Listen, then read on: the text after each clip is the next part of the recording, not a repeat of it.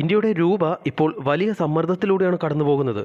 ഒരു $US വാങ്ങാൻ ഇന്ന് ഏകദേശം 95 രൂപ മുതൽ 96 രൂപ വരെ നൽകേണ്ട അവസ്ഥയിലേക്കാണ് താഴ്ന്നുകൊണ്ടിരിക്കുന്നത്. ഇത് സാധാരണ കറൻസി ഫ്ലക്ച്വേഷൻ അല്ല. ഇന്ത്യ ഇക്കോണമിയെ നേരിട്ട് ബാധിക്കാൻ പോകുന്ന വലിയ വാർണിംഗ് സിഗ്നൽ ആണെന്നാണ് എക്കണോമിസ്റ്റുകൾ പറയുന്നത്. കാരണം രൂപയുടെ വാല്യൂ കുറയുമ്പോൾ ഫ്യൂവൽ പ്രൈസ് കൂടും, ഇമ്പോർട്ടഡ് പ്രൊഡക്ട്സ് കോസ്റ്റ്ലി ആകും, ഇൻഫ്ലേഷൻ ഉയരും, സാധാരണ ജനങ്ങളുടെ ഡെയിലി ലൈഫ് എക്സ്പെൻസീവ് ആകും. പക്ഷേ മറുവശത്ത് ചില സർപ്രൈസിങ് ബെനിഫിറ്റുകളുമുണ്ട്. അപ്പോൾ ഇന്നത്തെ വീഡിയോയിൽ നമുക്ക് ഡീറ്റെയിൽ ആയി നോക്കാം.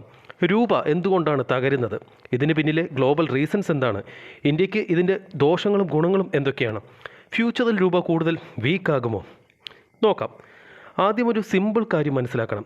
കറൻസി വാല്യൂ എന്ന് പറയുന്നത് മറ്റൊരു രാജ്യത്തിൻ്റെ കറൻസിയുമായി കമ്പയർ ചെയ്യുമ്പോൾ നമ്മുടെ കറൻസിയുടെ സ്ട്രെങ്ത് എത്രയാണ് എന്നതാണ് ഉദ്ദേശിക്കുന്നത്.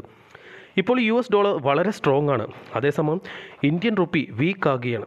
ഇതിന് ആദ്യത്തെ വലിയ കാരണം ഫോറിൻ ഇൻവെസ്റ്റേഴ്സ് ഇന്ത്യയിൽ നിന്ന് പണം പിൻവലിക്കുന്നതാണ്. ഇപ്പോൾ ഫോറിൻ പോർട്ട്ഫോളിയോ ഇൻവെസ്റ്റേഴ്സ് അഥവാ FPI ഇന്ത്യയിലെ ഷെയർസും ബോണ്ടുകളും വിറ്റ് ബില്യൺസ് ഓഫ് ഡോളർ പുറത്തേക്ക് കൊണ്ടുപോകുകയാണ്. എന്തുകൊണ്ട്? കാരണം US ഇൻട്രസ്റ്റ് റേറ്റ് ഇപ്പോൾ വളരെ അട്രാക്റ്റീവാണ്. ഇൻവെസ്റ്റേഴ്സിന് അമേരിക്കയിൽ സേഫ് റിട്ടേൺ ലഭിക്കുന്നു.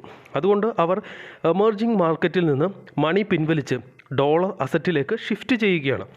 ഇത് ഇന്ത്യക്ക് വലിയ പ്രഷർ ക്രിയേറ്റ് ചെയ്യുന്നു. കാരണം ഇൻവെസ്റ്റേഴ്സ് റുപ്പീസ് കൺവേർട്ട് ചെയ്ത് ഡോളർ വാങ്ങി പുറത്തേക്ക് പോകുന്നു. അതോടെ ഡോളർ ഡിമാൻഡ് കൂടുന്നു, റുപ്പീ സപ്ലൈ കൂടുന്നു, രൂപയുടെ വാല്യൂ താഴുന്നു. ഇനി രണ്ടാമത്തെ വലിയ കാരണം ക്രൂഡ് ഓയിൽ പ്രൈസ്. ഇന്ത്യ ലോകത്തിലെ ഏറ്റവും വലിയ ഓയിൽ ഇമ്പോർട്ടിംഗ് കൺട്രികളിൽ ഒന്നാണ്. നമ്മൾ ഉപയോഗിക്കുന്ന ക്രൂഡ് ഓയിലിൻ്റെ ഏകദേശം 80% പുറത്തു നിന്നാണ് വരുന്നത്. ഇപ്പോൾ മിഡിൽ ഈസ്റ്റ് ടെൻഷൻസ്, ഗ്ലോബൽ കോൺഫ്ലിക്റ്റുകൾ എന്നിവ കാരണം ഓയിൽ പ്രൈസ് ഓൾറെഡി ഹൈ ആണ്.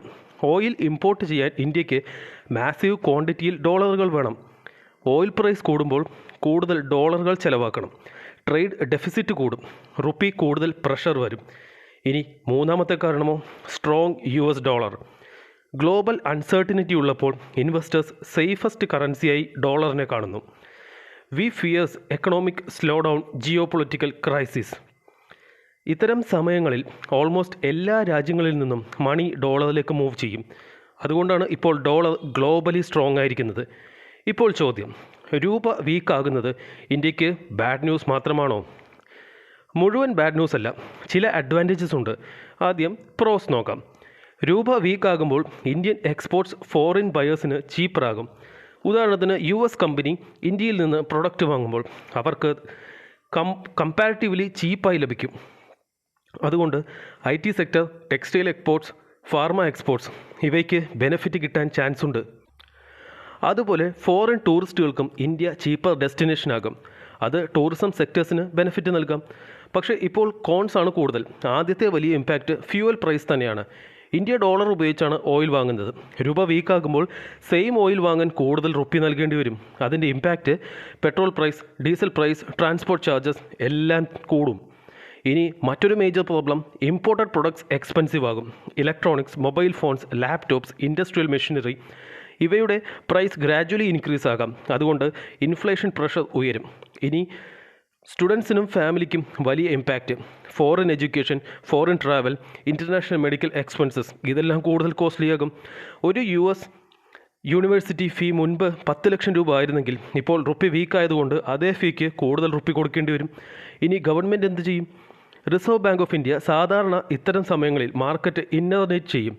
ഡോളർ റിസർവ്സ് ഉപയോഗിച്ച് റുപ്പി സ്റ്റെബിലൈസ് ചെയ്യാൻ ശ്രമിക്കും. ഇൻട്രസ്റ്റ് റേറ്റ് പോളിസീസ് അഡ്ജസ്റ്റ് ചെയ്യും.